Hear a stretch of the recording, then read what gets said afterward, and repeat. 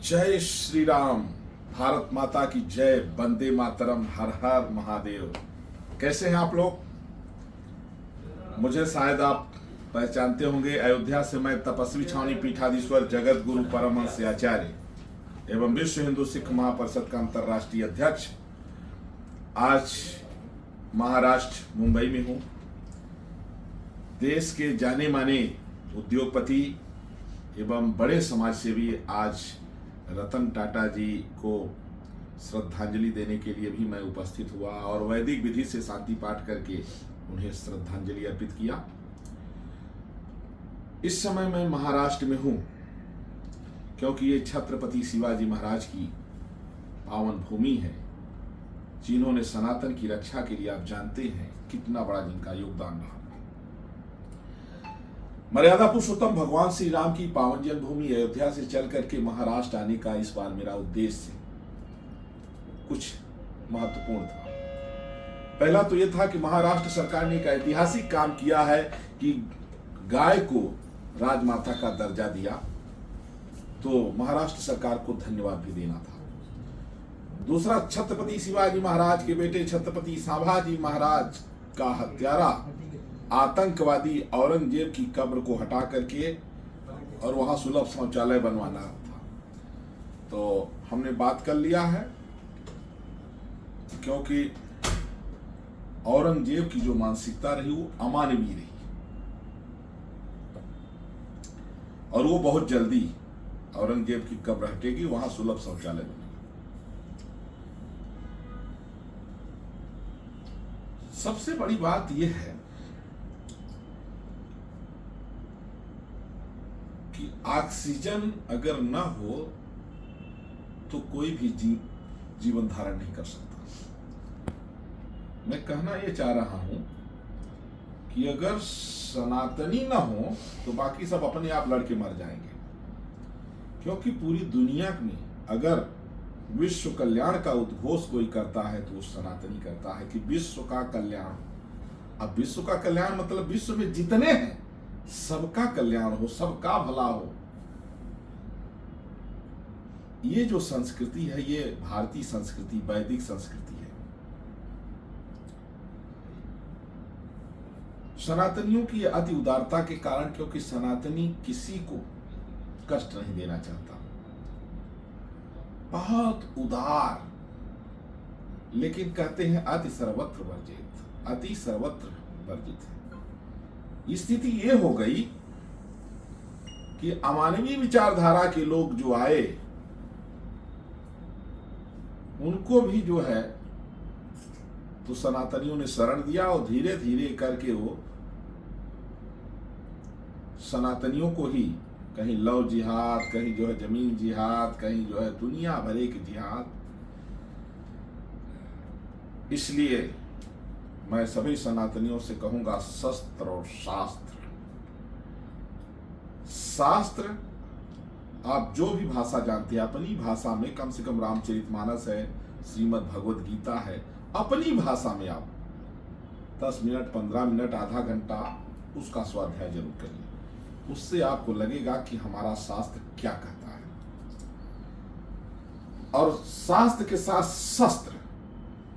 क्यों? क्योंकि अगर अपने सामने कोई अन्याय कर रहा है, आत्मरक्षा, परिवार की रक्षा और समाज की रक्षा के लिए शास्त्र का ज्ञान भी होना चाहिए, शस्त्र का भी ज्ञान होना चाहिए। शस्त्र इसलिए नहीं है कि हम किसी को कष्ट दें, शस्त्र इसलिए है कि अगर कोई हमारी हत्या कर रहा है, कोई किसी निर्दोष की हत्या कर रहा है, कोई बहन बेटी की इज्जत लूट रहा है, या कोई राष्ट्रद्रोही देश की मर्यादा को हनन कर रहा है, ऐसे को पहले शास्त्र से समझाना और नहीं तो शस्त्र से निपटाना। लोग समझते नहीं। शस्त्र और शास्त्र सनातनी केवल इसलिए रखता है कि हम ना अन्याय करेंगे ना अन्याय सहेंगे। एक अर्वाचीन में लोगों के अपने अपने विचार ऐसे आए कि ऐसा हो गया लोगों में कि एक होड़ सी लग गई जबरदस्ती अपने विचार में ढकेलने के लिए। हमारे सनातन धर्म में कहा गया है मनुर्भाव।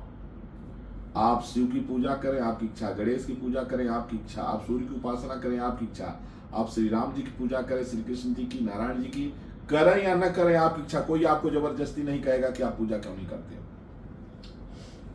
कोई आपको जबरदस्ती कहने नहीं जाएगा कि अगर आप पूजा नहीं करते हो तो आपको दंड दिया जाएगा। हमारे यहाँ वेदों में सिर्फ इतना कहा गया, मनोभाव, मतलब मनुष्य बनो। मनुष्य का मतलब यह है कि मानवीय गुण आपके अंदर होना चाहिए। मानवीय गुण का मतलब ये होता है कि जैसे और जो जीव जंतु हैं वो भोग योनि में है कि वो जो उनका संचित था उसको भोग रहे हैं, और मनुष्य जो है वह कर्म योनि में है कि वह कर्म कर सकता है, अच्छा से अच्छा कर्म कर सकता है। तो मनुष्य अगर शस्त्र नहीं जानता, शास्त्र नहीं जानता, आप जानते हैं अन्याय करना जितना पाप है, अन्याय सहना उससे करोड़ गुना ज्यादा पाप है। क्यों? अन्याय हम सहेंगे तो उसका मनोबल बढ़ेगा, वो और ज्यादा अन्याय करेगा। और अगर हमने उसका मुंह तोड़ जवाब दिया तो वहीं से वो सही रास्ते पर आ जाएगा। अन्याय को सहन करने की जो हिंदुओं की आदत पड़ गई है, इससे न जाने कितने हिंदुओं की हत्या हो चुकी है, कितने बहनों की आबरू लुट चुकी है। इसलिए वक्त है, कहते धर्मो रक्षति रक्षिता। अगर आप धर्म की रक्षा करोगे, मतलब धर्म पर चलोगे, तो वो धर्म आपकी रक्षा करेगा। मतलब क्या है कि जब आप सशक्त होंगे, आप शस्त्र और शास्त्र में पारंगत होंगे, तो किसी की हिम्मत नहीं, किसी का मजाल नहीं कि आपके सामने गलत करेगा। और अगर करेगा तो उसको रोकने की क्षमता आपके अंदर होगी। दुनिया में जितना ये आतंकवादी है, जितनी ये सब है, क्यों है? क्योंकि हम अपनी ताकत को नहीं समझ पा रहे हैं, हम दिशा भटक गए हैं। मैंने कहा जब धर्म के आधार पर देश का पार्टीशन हुआ, देखिए मैं आपको ध्यान दिला रहा हूं, 16 अगस्त 1946, नेट पर देख लीजिएगा, 16 अगस्त 1946 जब डायरेक्ट एक्शन डे जारी हुआ, उस समय मुसलमानों ने निर्दोष हिंदुओं की हत्या किया, केवल इसलिए वो कहे हमें अलग देश चाहिए। मुस्लिमों ने कहा कि दो सिद्धांत को मानने वाले लोग एक जगह नहीं रह सकते, बोले हम नहीं रहेंगे हिंदुओं के साथ, और अलग देश चाहिए। अंत में उनको पाकिस्तान, बांग्लादेश दिया गया, जो मुस्लिम राष्ट्र बन चुका है। और वहां हिंदुओं के साथ क्या बर्ताव हुआ आप सब जानते हैं, और वहां कितने हिंदू बचे हैं ये भी आप जानते हैं। और भारत में मुसलमानों की उस समय संख्या कितनी थी और कितनी तेजी से बढ़ रही है ये भी आप जानते हैं। क्यों? इसलिए कि हिंदू किसी को अपना दुश्मन नहीं समझता है। लेकिन दुर्भाग्य है कि मजहब देख करके कोई आतंकवादी भी आता है तो आधार कार्ड देखता है, अगर हिंदू है तो उसको जो है उसकी हत्या कर देता है, मुसलमान है तो छोड़ देता है। क्यों? क्योंकि उसको लगता है कि अगर मुसलमान है तो सोचता है ये तो आतंकवादी ही है, इसको क्या मानना, वो अपना समझ लेता है। हम ये नहीं कहते हैं कि सारे मुसलमान खराब होते हैं, लेकिन जो अच्छे हैं उनकी ये क्षमता, उनकी ये औकात नहीं होती है कि उन कत्ल करने वालों को रोक सके। अगर ऐसा होता तो पाकिस्तान में हिंदुओं की संख्या कम होती, बांग्लादेश में हिंदुओं की संख्या कम न होती। और जो अच्छे मुस्लिम हैं, जो मानवता की, इंसानियत की बात करते हैं, उनके ऊपर फतवे जारी हो जाते हैं। और मैं यूपी की घटना बता रहा हूं, एक ने योगी के जीतने पर लड्डू बांट दिया, पीट करके पड़ोसियों ने हत्या कर दिया था उसकी। भारत आजाद है, लेकिन भारत में मुसलमान आज भी उन कट्टरपंथी आतंकी सोच वालों का गुलाम है।